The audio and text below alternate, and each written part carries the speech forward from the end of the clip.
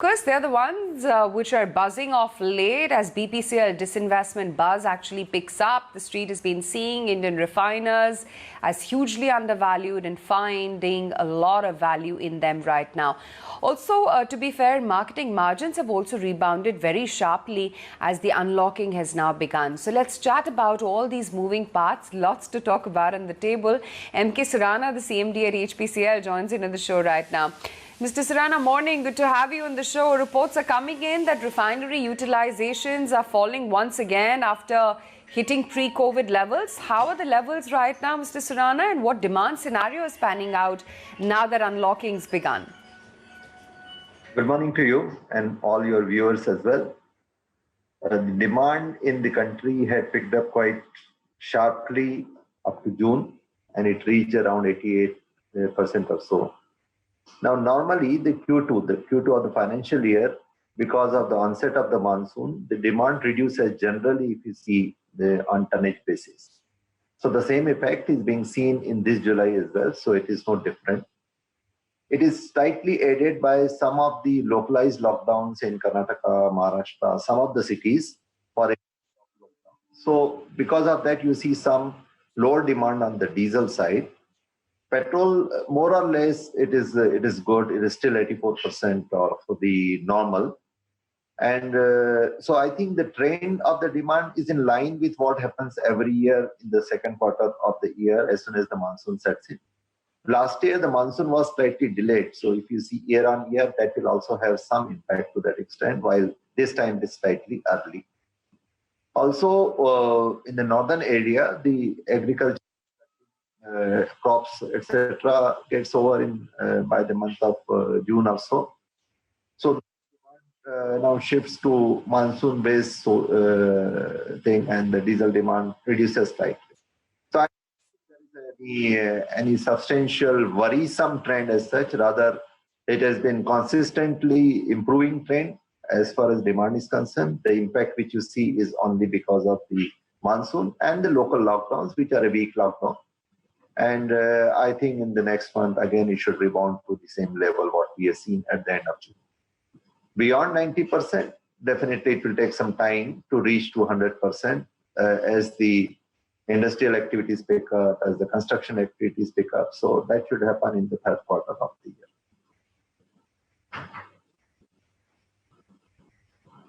I have to ask you, Mr. Surana, about this. There is a view on the street that Indian refiners are hugely undervalued. And if indeed the government does go ahead, as the buzz we at ET now are picking up with the BPCL disinvestment, even the indirect space gets re-rated in that sense. And this is going to be a huge endorsement of sorts by global companies as well. What are your thoughts on the same? I think I maintained this view for a long time that the oil refining and marketing companies do not get fully valued on the way our markets work. There are huge potential, huge value in terms of the asset base, in terms of the potential. And as such, Indian refining industry has done very well, and they have established themselves to the world-class level. And slowly and gradually, India has emerged as a refining hub in this part of the world, and further expansion and the new grassroots refineries to enhance it further. And as far as the skill set is concerned, also our refining engineers had established themselves world over, and I don't think you will find any major place where the Indian refining skill set is not being used. So I think that is a good sign for the Indian refining industry, and I hope that it sustains and it does get this to valuation.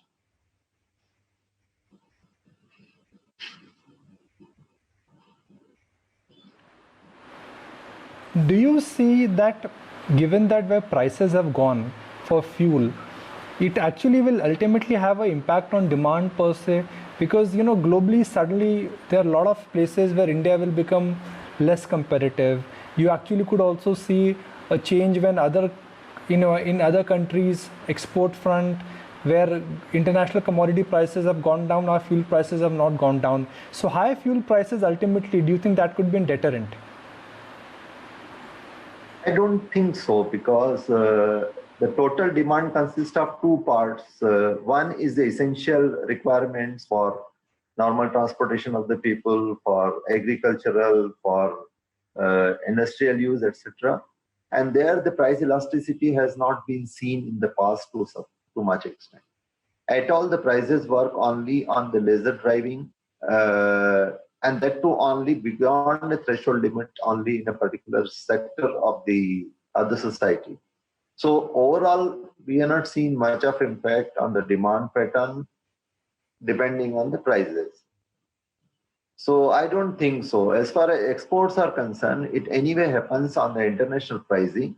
And one thing we should remember that even the domestic prices are aligned to international pricing, and the exports or import, whatever happens on the international pricing. So the local pricing, which has got a substantial portion of the taxes, has got no impact on the exports per se. So to that extent, for the exports, India doesn't become non-competitive or something, except that the local selling may make a better sense than the export in that case. But we should remember that out of the total pricing, there is a substantial component of the taxation.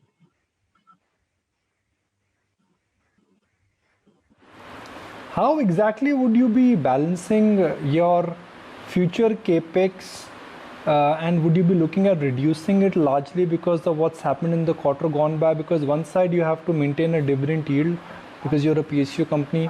On the other hand, you've got a drop in the quarter gone by largely because of almost a shutdown and lockdown in the economy. So would you be looking at cutting down your capex and conserving cash? No, as far as HPCL is concerned, our projects are at very advanced stage. Actually, the major projects like our Vizag refinery expansion or Mumbai refinery expansion, they are at the stage where we will be trying to complete it in the next financial year, next calendar year as such. So they are substantially, we have already invested in it. So there is no need for us to really look at it over capex. Only the new projects when we take up, and every year we do take up some new projects that we may prioritize depending on the situation as it develops. But as far as all the projects which we are already on site and under construction, we don't have any thinking on that. They're all good projects with have a good robust IRR. We have already done a substantial part of the work. All the equipment, etc., are on site, and we will be trying to complete it as early as possible. So I don't think there is any rethink on that. And even borrowing level also, we are comfortable to that extent. If you see, as of today, our debt to equity ratio is less than 1, and our long-term debt is less than around 23,000 or so. So it will be in the range of 0.7 debt to equity ratio for long-term debt. Even short-term debt, from compared to the last year end, which was 43,000, we brought it down substantially to around 32,000 or so. Total debt means put together long-term and short-term debt. So we are comfortable on that, and we'll be continuing with our capex program. I'm going to ask you a forward-looking question, which is that in next 12 to 18 months, let's say BPCL is privatized. We don't know. Let's say if it's privatized, you could see an entry of a private player into the oil retailing market, which up until now has been dominated by PSU retailers. How could this change the dynamics of the fuel retailing business? Because wherever we've seen that private competition or private enterprise have moved in, they've changed the dynamics of the sector. Banking, retail, NBFC. So BPCL privatization, could that change the dynamics of the fuel retail sector? And one thing, that the Indian fuel retailing started by the MNCs like ESSO, Commercial, Caltex, etc. So the start of the business in the country for fuel retailing was by the MNCs. And some of these MNCs after nationalization becomes PSUs. So the business as such was mostly aligned to the way it is done globally. And it was not vastly different in India as compared to other parts of the world.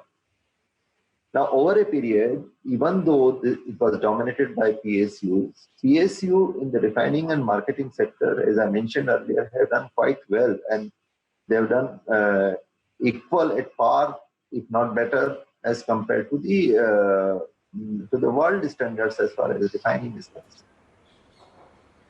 Mr. Surana, apologies here. I'm going to ask you to just stay with us. 20 seconds. We'll be right back. We have to take a commercial break. Okay, Mrs. Surana, let's talk about forward-looking trends as well. GRMs, for example, the sense in the industry is that there has been a meaningful improvement over the past few weeks. How do you see the trend shaping up eventually? Yeah, but just before that, the question which was there half completed. So I was just trying to mention that the Indian fuel retailing was started by MNCs in the country, and subsequently, even though the companies were nationalized, it was maintained and our outlets are also of the world standards. But as the new players comes, there will be more focus on the efficiencies, more focus on the customer offerings, more focus on the cost effectiveness. So I think it will be good for the consumers, and there will be new ways of doing the business as well. Coming back to your question on GRMs, the cracks on gasoline were subdued over a period of time. It continued in $1 to $2 range because there was a surplus inventory of both diesel and petrol in the international market. The European demands are now picking up, which dominates the diesel crack, which did showed sign of improvement and it came around $6 or $5. The gasoline cracks did not improve because in US there were again the fears of second wave of pandemic. So I think in another 1 month or so we should see some positive movement on the cracks further, and that should help in the GRMs.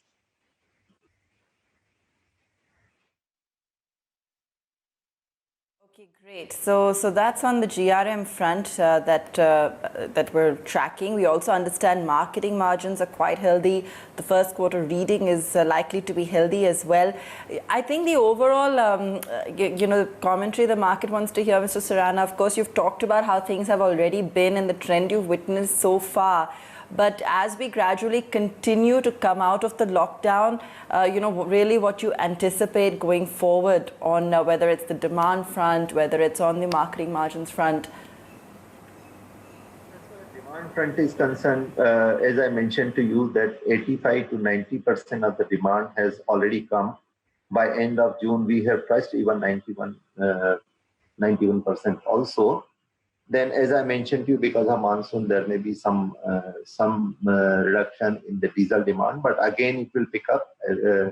So the demand front, I think it has shown very smart and quick and V-shaped recovery, and we are very happy with that. And I think that should sustain, even in spite of some localized lockdown of a week or so in some of the cities.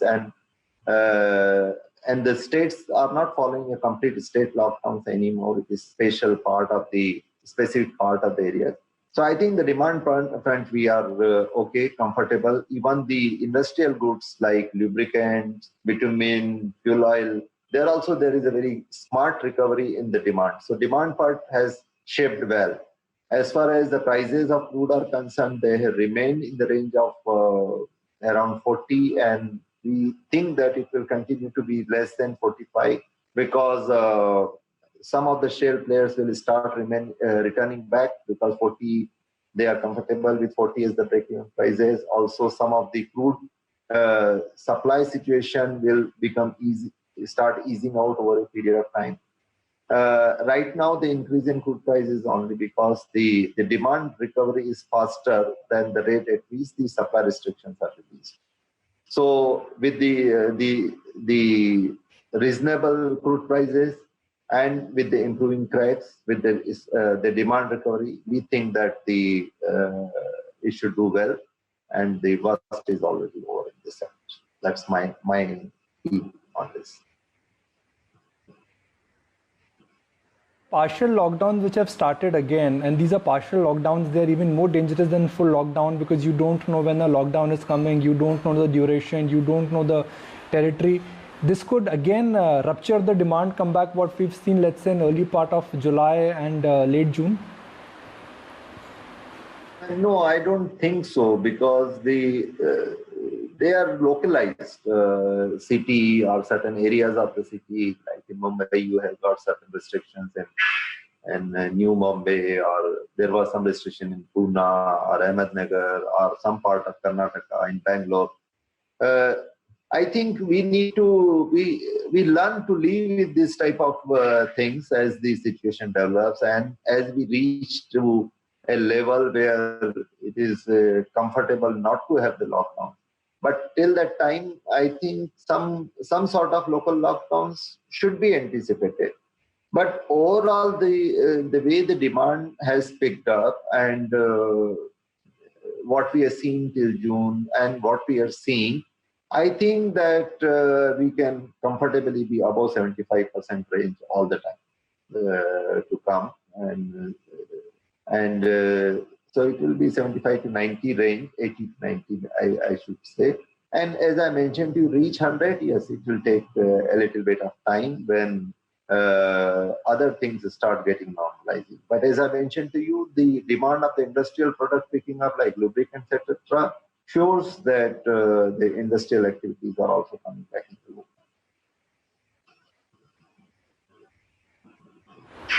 All right, Mr. Surana, appreciate your time. You'll be happy to know that when we started the interaction, the HPCL stock was down, but during the course of interaction, I mean, markets are liking what you're hearing on the demand side, I guess. So the stock is up more than 2.5% in the last 15-20 minutes of trade. Let's take